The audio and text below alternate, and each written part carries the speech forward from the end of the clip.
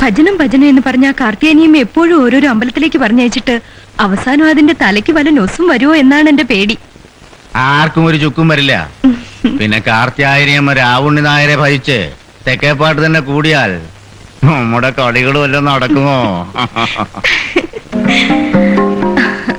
ആ മനക്കിലെ ഭൂമി ആരുടെ പേർക്കാ വാങ്ങിയിരിക്കണേ? ഞാൻ വാങ്ങിച്ചതൊന്നും അല്ല കുട്ടി, അത് ഞാൻ തോമയെ കൊണ്ടൊരു കളി കളിപ്പിച്ചതാ. ഒരു മഴ മുമ്പേ എറിഞ്ഞെന്നേ ഉള്ളൂ. കൊള്ളേണ്ടടുത്ത് കൊള്ളും, അല്ലെങ്കിൽ കൊള്ളിക്കും.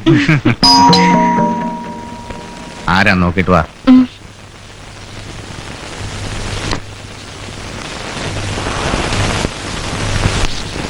ആ എന്താ വിശേഷിച്ച്?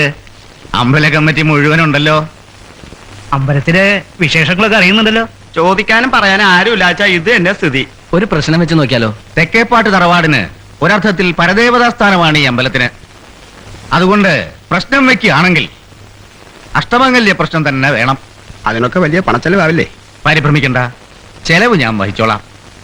പക്ഷേ ഒന്നുണ്ട്, ഞാൻ പറയുന്ന ജ്യോത്സ്യന്മാരെ കൊണ്ടുവരണം. അവര് ചിലത് തുറന്നു പറയും, അതനുസരിച്ച് പ്രവർത്തിക്കാൻ തയ്യാറാവുകയും വേണം. എങ്കിൽ പിന്നെ വേലയ്ക്ക് മുമ്പ് നടത്തണല്ലേ സൗകര്യം? അതാ ശരി. ഇനി താമസിക്കണ്ട.